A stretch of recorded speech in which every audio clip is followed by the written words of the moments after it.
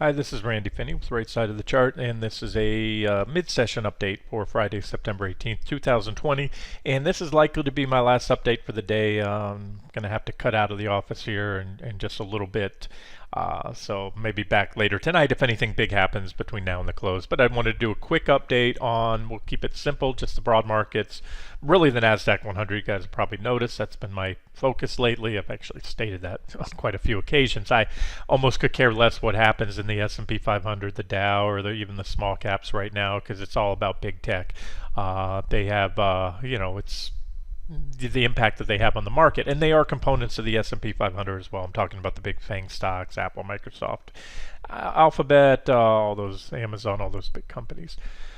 All right, so where we're at is another test of that bottom of that trading range. So this is it. As I've been trying to, you know, at the risk of oversimplifying things, this is the box I've been drawing, and I still maintain the next upside, solid break to the upside, solid break to the downside. Somebody asked today, what does that mean? And I use the old definition from Justice Potter. There's an old case back in Ohio years ago about pornography, and his definition is, I'll know it when I see it. And the same thing with a breakdown. There's not any one thing. Some breakdowns aren't textbook, but ideally what you want to see is impulsive selling. That's, a lot of this is impulsive selling. In other words, I use this as a textbook example. If you recall back here on September 2nd, just before the breakdown, I think that was on the breakdown was on the 3rd, or no, it was that morning I outlined, this, hey, here's our next sell signal on the NQ, the Nasdaq 100, and we got it that morning. And this is impulsive selling. Nothing but red sticks. And as I like to say, it's a little bit of slang, but I like to say the redder the better. What does that mean? Well, in a breakdown, you want to see impulsive selling, and that means including volume. I don't have volume here. You want to see above average volume. It helps, but it's not always necessary. Typically, you're going to see that on sell-offs. The volume's usually higher than in rallies. The other thing you want to see are, 60-minute candles. Right now I'm using bar charts. This charting platform has done something wonky recently. They've got to fix it on the update. The candlesticks are not, I'm not able to roll and change it with the settings here. Where is it? Right up here somewhere. Oh, this is it. When you roll back and forth with your scroll wheel, and it usually fixes those candlesticks. So I've been toggling over to a bar chart recently, and same thing. You have a red bar instead of a candle, a green bar instead of a green candle, and that's it. So where we're at, we are back to the bottom of that trading range, and because of these, the bounces are getting weaker and weaker. This one only made it up this far, and we're back down there again. It shows you that they're stepping in, they're selling big tech. The overcrowded FAANG trade has finally become saturated. By saturated, I talk about this often, metaphorically, not literally, but when the last bull has bought his or her share, who's left to buy? And that's been it's been certainly a run up, and especially in tech stocks as a whole, big tech, and just about all things tech. So that's it, and I still think it's the beginning of the unwinding of that mini bubble. It's not the biggest bubble I've seen in history, but one of the certainly a bubble on some scale or another. All right, so let's just talk about technicals. That's it. I've said it dozen times or more in the last few days, and that's it. We need to take out this low with conviction. What does conviction mean again? Impulsive selling, solid 60-minute close below there, because sometimes you get a little whipsaw, and nothing more than a marginal new low, because as I said the other day, that was certainly a scenario, and we got it, where you undercut that level, and it's common to see that. You undercut, clear out a few stops, but this is where they should have been buying it up, and they didn't. So right now, the fact that the bounce was very muted is a check mark for the bears, but the bears also need to see that level go with conviction. And then even better, if and when these indicators can come on down here and take out those previous reaction lows, especially this one here. You no longer have positive divergence, and if that's the case, that would be the first time in a very, very long time that I've seen 60-minute clear positive divergence on all the indicators, or I'm sorry, all the indexes small caps, mid caps, large caps, the S&P 500, the Nasdaq 100, across the board on all the 60-minute time frames, both the futures and the ETFs. And if those divergences don't play out, it tells me there's a change of character in the market, and they still could. I hate to sound wishy-washy, but you have to react accordingly. So if you are short, anticipating a breakdown, maybe plan to add on. If they can rally and defend it off this level, hopefully we'll get some kind of resolve today. The markets tend to do this, keep you guessing on a Friday, keep everybody guessing, because you have 2 extra days of overnight risk. So whether you're a bull or bear, long or short right now, if you are engaged in the market, now you don't have to be, I always say that. If you're not sure which way things are going to go or you're not comfortable with it, go flat, go cash, wait to see what happens on Monday. But with what's gone on here lately, we're probably going to gap up with the 2 days of extra overnight risk. Saturday and Sunday. Futures will start picking up trading Sunday night. My guess, if they park it around these levels, if we don't have a definitive breakdown today or a definitive reversal, my guess is they're probably going to rally the futures on Sunday into Monday morning, or have a big drop, and therefore QQQ will gap down below that comparable range. So I still maintain this because of everything I've covered in the last few weeks. Sentiment extremes, technicals, a lot of things that I've covered in the other videos. And again, I don't want to get off topic here and go into a dozen different indicators and charts. So that's the way I'm leaning, and I like what I've seen today. They did defend it yesterday, but so far we're already back down to that level again, and that just tells me again that the buyers, the dip buyers, those that bought off this support level, maybe expecting this again and this again, I've run back at least to the top of the range. So far they've been checked, and now they're actually underwater because we've slightly undercut that low. So everybody that stepped in to buy here yesterday at this point is either slightly at break even or underwater. And that is, again, it's technical analysis that tells you that those traders are now more concerned about any additional downside. And then again, it's simple. This is a well-defined technical level, and it's only logical to assume that a lot of bulls that have been buying at these levels on the pullback to that level have stops right there, and that there are a lot of shorts waiting for a solid break below there to pile in and short. So like I said, I think if we break it, unless it's a saved by the bell situation today, if you break down at 4:50 p.m. or quarter till or something like that, or 3:50 p.m. I'm sorry, or quarter till 4. You take everything that happens in the last 15 minutes of trading with a grain of salt, because there's always those order imbalances that come into play. Mutual funds are squaring away, and ETFs are squaring away for the end of the day. So if we're going to get any sell signal, it would be nice if it comes very soon and we dump into the close to put a solid close down below here today.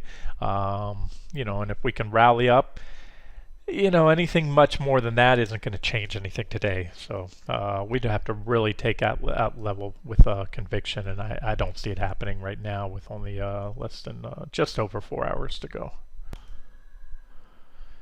And although I continue to reiterate or share my near and longer term outlook, don't ever get those two mixed up. I can at any point in time, and quite often am, either near term bullish or near-term bearish on a security or an index, while at the same time near-term bullish or bearish intermediate term or longer term. In other words, I can be bullish short-term and bearish longer or intermediate term.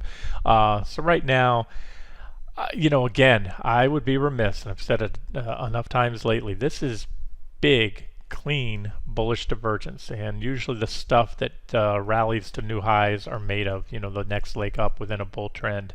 And so, as I said, if it fails to play out, if it fails to materialize for a rally, it's not a straight leg up, then that is going to show me a change of character in the market, which I think is already kind of under play. I'm looking at the FAAMGs underperforming recently on the bounce and everything else that I've covered recently. We'll get to those in a second. So it's a beautiful bullish setup. And if you are of a different mindset than I am, that the extreme put-to-call ratios and sentiment and everything else that just happened, and the fact that the VIX has been non-responsive, somebody asked about that. I'm going to get to that in 1 second, the VXX trade. Um, then, like I've said repeatedly, this is where I would be buying if I thought the market was going to new highs. If I had a pretty high degree of confidence, be buying with a stop somewhat below, because if these divergences play out, that is a nice bullish setup right there.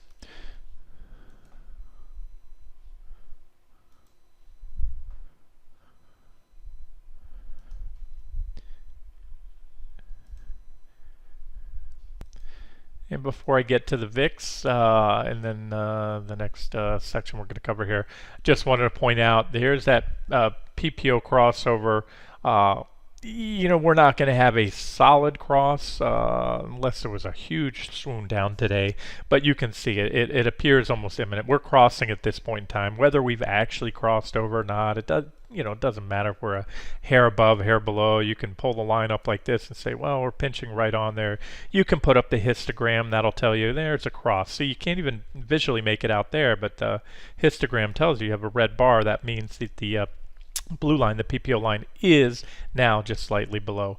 So we're going to have unless we reverse from here, which is very possible, we're going to have a crossover, but not a solid crossover. Here's a solid cross on a weekly closing basis. See that red line there? That was a little bit, not very much, but then there was follow through next week.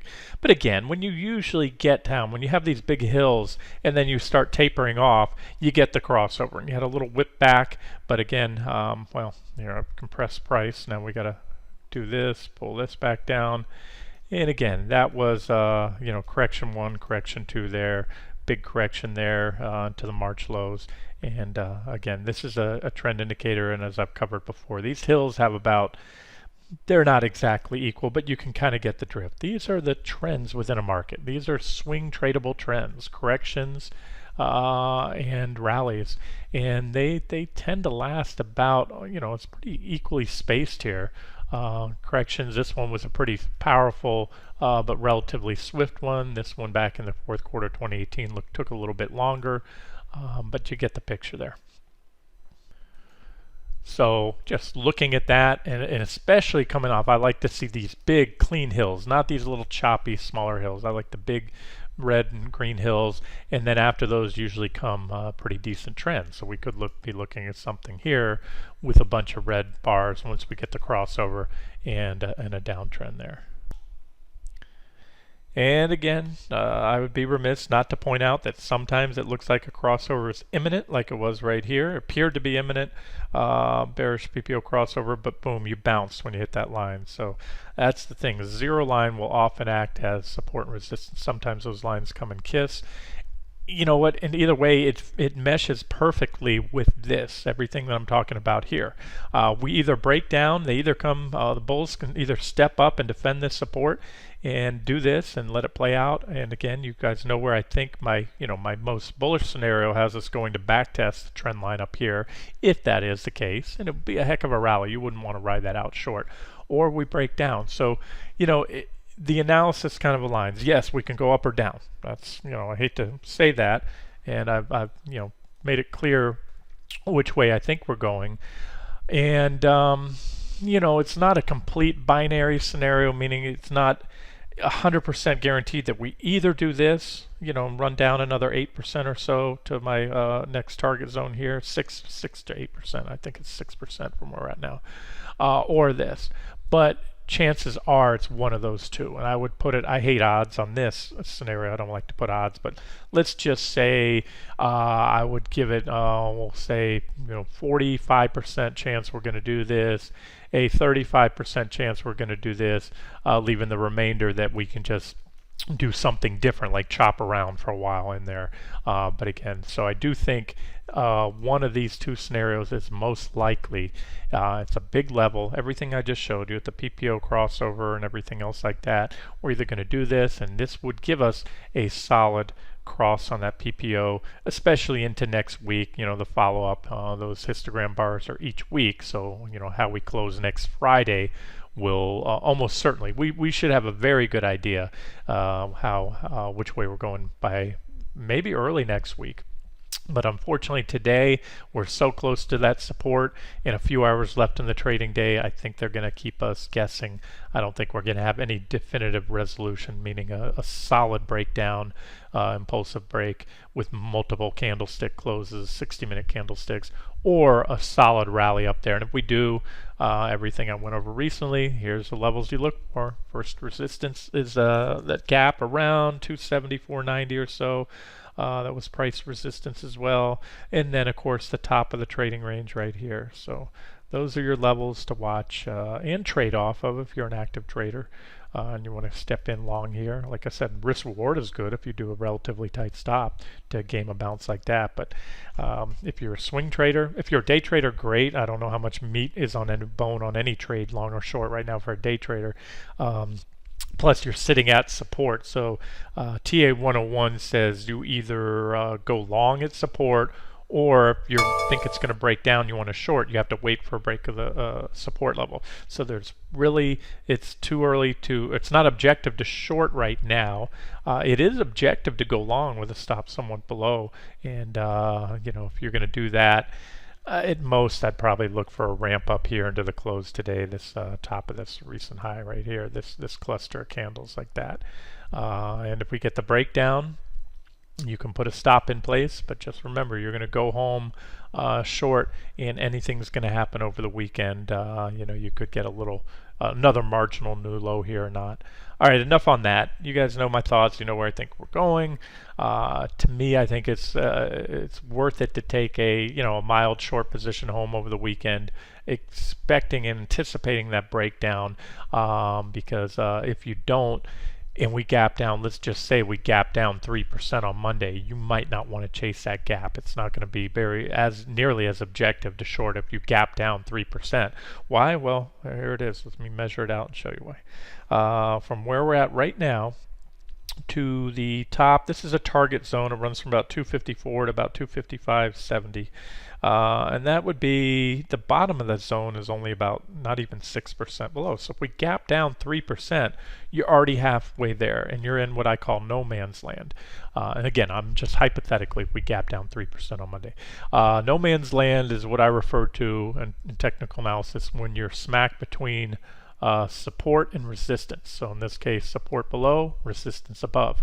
I don't like entering trades in no man's land because you can bounce back and back test.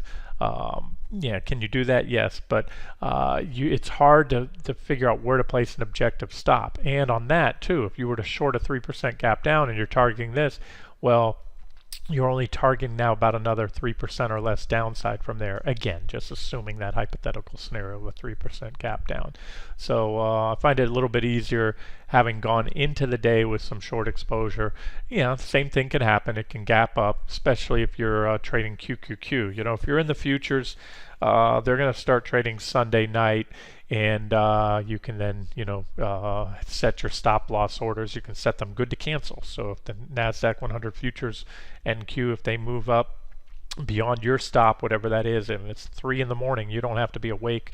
That sell order will trigger, and you'll be out of the position. Okay, I had a member brought up, the VIX, and this is one of the VIX tracking ETNs. The VXX tracks short-term VIX futures. It's an official trade. We entered here on this breakout. First, the VXX took out. Well, first it took this little minor downtrend line, little falling wedge, then the larger downtrend line. We entered there. We hit our first target for whatever it was. I know it was double-digit gain. Went up close to the second target, but didn't get all the way there. That first target, that's where we had a reaction. These are just intraday spikes. We closed a little bit above it there. Had an intraday rally, but then closed right just below it and then just a hair above it. So that's what I call reaction at T1, and followed by a pullback. Now this goes into, and this was in that dialogue we had, my reply to the other member who said the same thing. This is showing no fear. This is showing, and what it tells us, without having to be, subjective on this. This is factual. The VIX is, it's based simply off put and call buying. It shows that after the big drop, there wasn't a lot of fear. A lot more people went in, started buying calls, again, being bullish bets than buying puts, and that's why the VIX fell so much. We ran through slightly under our stop right now. What I said there, look, you might consider a stop on an end-of-day close. I'm not changing this. If we would have broken down today or yesterday, if we would have definitively taken out those recent lows in QQQ and NQ that I was talking about, then I maybe would have extended the stop. But because we're still above there and we can certainly rally off these levels and then have a big rally, and again, what would that be in percentage terms if we hit the that potential upside bounce target of a back test of the trend line in this target zone? Let me extend this line out. Having a hard time grabbing it because there's another line there. It would be big, and you wouldn't want to ride it out short, and the VIX would melt down like a hot knife through butter if this happens. And that's why I'll leave it up to you. I think it's worth extending the stops right now based on where we're at, and because to me a breakdown looks like the most likely outcome next week.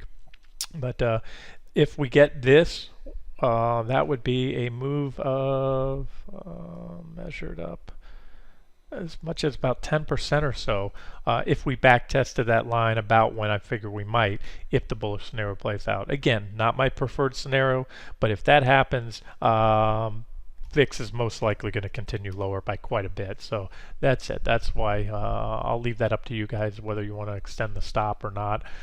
These are just suggested stops, suggested targets. That's all they are. I lay out these setups. If you like it, use your own price targets, use your own stops, use your own position size, or of course pass if it doesn't, if it's not your type of trade at all. All right, that's it for the Nasdaq 100. No, it's not. We'll wrap it up with the FAAMGs. That's what I wanted to look at here. Again, it's all about these guys, and what I'm seeing is a continued relative weakness in these big market leaders. And is that healthy? Maybe rotation out of that bubble.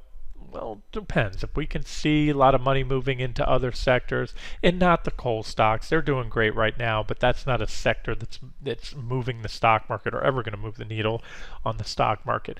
I'm talking things like financials and utilities, or I'm sorry, more so industrials. Utilities don't have much of an impact, and they're usually a risk-off stock. But you can see Apple as continues to move lower. It's making a new low today, starting to crack, but not by a very large margin, not very impulsively, below that 109-ish level right there. You can see about 109.18, we'll call it 109 support, and again, looking pretty weak compared to a lot of other things out there. Microsoft, same thing, starting to crack, but again, not very impulsive, not very convincing. This is what I was talking about. Kind of, you'll know it when you see it. Breakdowns are somewhat subjective. We've moved below that 201.35 line before, and we've had a few intraday breaks only to recover and close back above it, or slight closes like yesterday. So when you zoom in really tight, we've taken out yesterday's lows, but not impulsively and not by too much yet. So that's where you want to kind of say, well, no, we need to see a little bit more than that. If we do, you can see I think Microsoft will fall without even blinking down to about 187 right there. That would be a drop of about 7% or so. Amazon, has also been weak lately. Let's get rid of that line there, that box. Amazon, there's a lot of lines on this chart, but here's the most recent. First, we broke this trend line. That was your sell signal back when we had the sell signal on NQ and everything else on September 3rd, right there. And that coincided with that. We fell sharply, hit the secondary trend line that I had, bounced on it, as well as the 3086 support, and then boom, broke that support yesterday on a gap down, and we're still below it, hitting the next support. These again are all lines that were here in advance before all this happened, and you can see that the technicals do work, especially with these big FAAMGs here. We hit that level, and then boom, boom, boom, boom, boom, all those tests of 3087 or so, and then gap down below it. There's a breakdown, hit the next support, and that's our next sell signal if and when that breaks. But as I like to say, support is support until unless broken. So we need to take that out to really open the door. Where might Amazon go? I think down here, this is a level I had way back when that we needed to break, and we never did. I had two yellow lines here that really were needed to trigger the next correction. That was this, which we continue to walk up, but we did recently break. And way back here, it was 2470-ish. And so I think that's a potential swing target there for Amazon. Facebook, also under trend, pretty good support here. And that's the story of the market. It coincides with what I'm seeing on the Nasdaq 100 and QQQ. We're at a critical support level, a potential inflection point in the market. We're either going to hold this support, and this was just a correction within an ongoing uptrend, or we break that support. But remember, this was we had weeks or months here of testing that 247.60 level, and then finally we broke out and we did it very impulsively. We did it on a gap. That's a gap up. Nothing's more impulsive than a big gap like that. Back tested it several days. After 3 days or 4 days of back testing, boom, big impulsive green candle, and off to the races. That started this trend. But now we're all the way back down there again, and we're testing it again. So successful test would be bullish, where a failure to hold above that level would be bearish. Same thing across the board with Alphabet. This is GOG. There's Tesla. Tesla is a big one as well. Somebody asked about two other electric car makers. I think there's a bubble right now in these electric cars, Tesla being one of them. Tesla needs to take out this trend line, and if it does, you can see my targets. 334.50, that'd be a 26% drop from where we're at, to 69.74, give or take. You know, these are just rough targets, support levels. We want to cover a little bit above that. That'd be about a 40% drop, and this is where I believe Tesla is going in the coming months here. It's about a 58% drop. I know that's heresy among the Tesla bulls, but I think that's where Tesla's coming back to, that 180, 188 ish level. And then the other two they brought up, the member brought up NIO, and what you have here is big divergences building. It's an electric car, another electric car maker.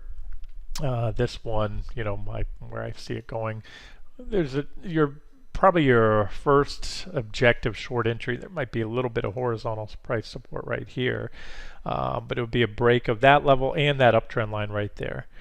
First target 1067, get a little bounce there, run down to 832, and that's probably it, because we have a trend line that comes into play there, and that would be a drop of also about 50%, 57 I think, depending if and when we get there, 58%. And then the other one was, what was the other? Workhorse, WKHS, you know. And that one, same story. So it's been strong, the electric car makers. There's a divergent high, and as I said, zero sell signals. They're in an uptrend, and a very confirmed uptrend without any sell signals. Sell signal in this one would come on a break of the trend line there, with a minimum target of a pullback to the 1429 support level, and that would be a drop of about 51% if we get there. Things get really ugly, maybe we come and visit this trend line, but that's what I'd be looking at now. But again, no sell signals there yet. Okay, I've been posting very frequent update on the coal stocks. I'm going to run through those, and I'm only doing, again, frequent updates because they're just continued bullish developments in the sector. More breakouts today, almost every day on a daily basis now. I'm getting breakouts or objective entry points on pullbacks to support, things like that. This is HCC. Since the breakout above the trend line, it's up about 30%, but it is coming up. Here's a common theme. A lot of these are at or coming up to resistance, so we're probably going to get our first decent correction soon.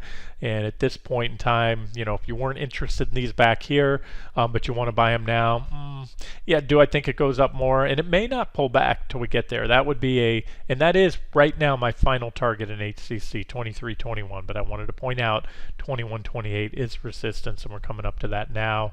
But, you know, just strong. I mean, charts don't get stronger than this. This is what I talk about, you know, monitoring this sector, looking for continued bullish development, breakout, back test, arch. I updated arch today. When I first covered it in the video, we were right here. We'd already broken out of this trend line. We were right here.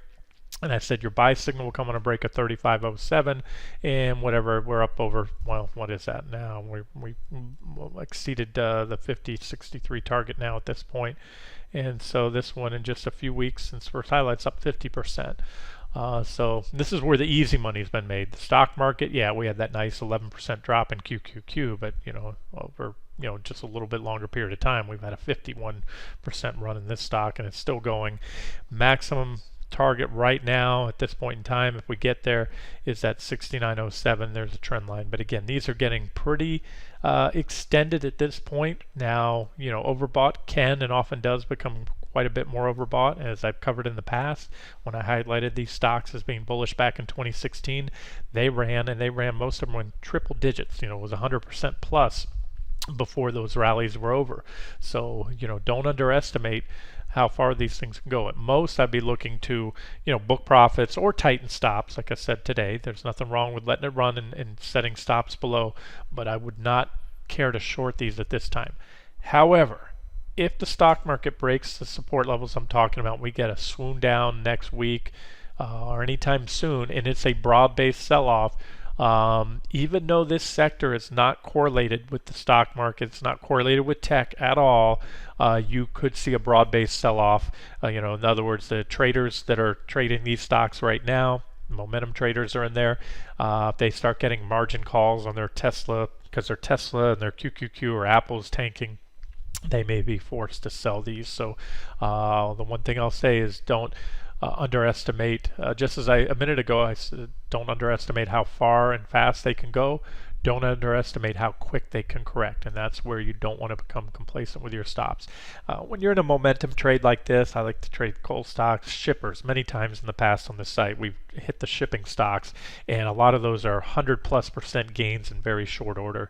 But those are momentum trades. The cannabis stocks, you get in, you get out, and as long as the music's playing, I equate it to a game of musical chairs, great.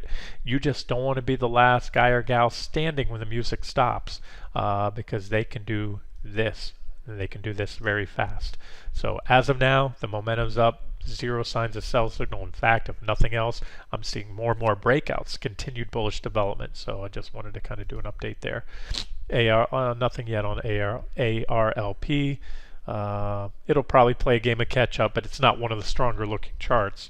BTU, beautiful price action lately. Again, highlighted this little whipsaw move back below 252 with the recovery of that and a breakout above the trend line. Your first buy signal.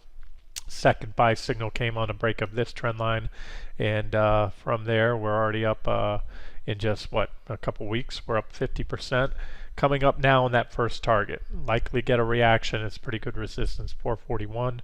Next target 523, and if we continue to get some upside momentum in these guys, potentially as high as 867.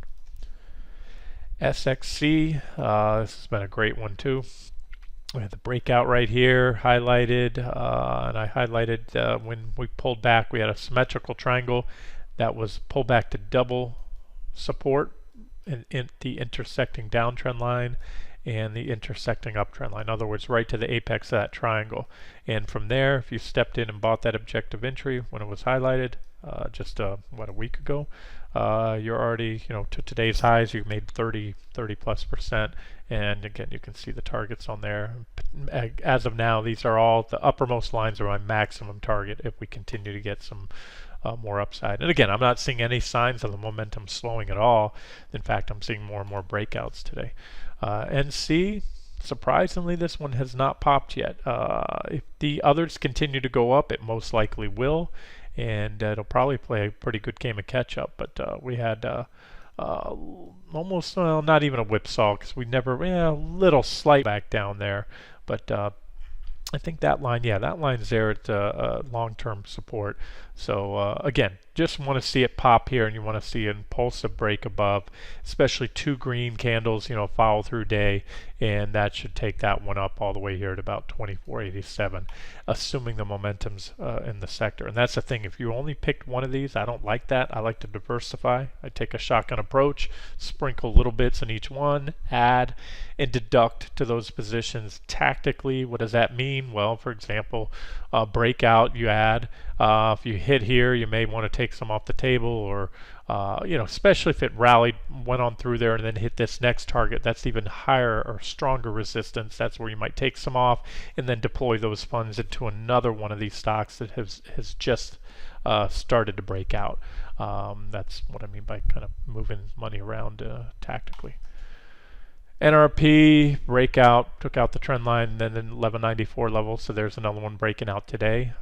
Broke out the other day above the trend line, but then I said also next buy signal breakout above 1194. That happened today.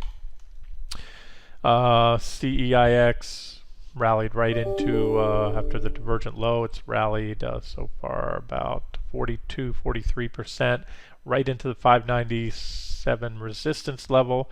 Needs to pop that, and then the trend line just above, and then you can see these targets up there.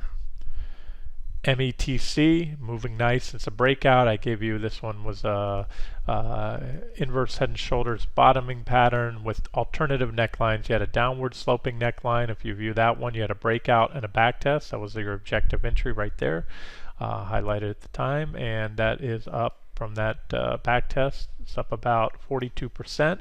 And then you also had horizontal price resistance here. You could also use that as an alternative neckline, 317 level. So if you took it on the break of 317, that was the last resistance really. You're still up about 17% since then. Coming up on the 387 target, little room to go. If you can take that out, 496. CCR just poised to pop any day now. So these are the ones that haven't run yet, and when you start getting to some of those higher targets on the other one, you can take some profits there. Maybe roll into these if the sector still looks good. CTRA, Contura Energy, last objective entry was on the break of 494 right there. Hit that 660 target the other day, had a little reaction there. Actually the first day, second day as well, but now we're taking it out. We're clearing that 660 level, so it's up about 40% or so since that last breakout. AREC, this one's just buy it at 119 support, low price. We'll get down here. HREC and HREC, and this next one HNRG are some of the lower priced ones out there. Their market cap, this one's only almost a $21 million company. That's not billion, million. So it's a very small one. But again, it's all about risk reward. Nice looking chart. It broke out the other day. Since the breakout, it rallied 16% so far, and still looks good up here to this target and that target. This trend line and that trend line as well. And if the sector gets momentum in the coming weeks to months, it continues. We could move all the way up here to 243, and that'd be about better than a 200% return if it gets there. Okay, we'll wrap it up here. Like I said, I've got to cut out now, so anything big happens, I'll try to do a wrap up later tonight or over the weekend. This has been Randy Finney with Right Side of the Chart. Have a good one.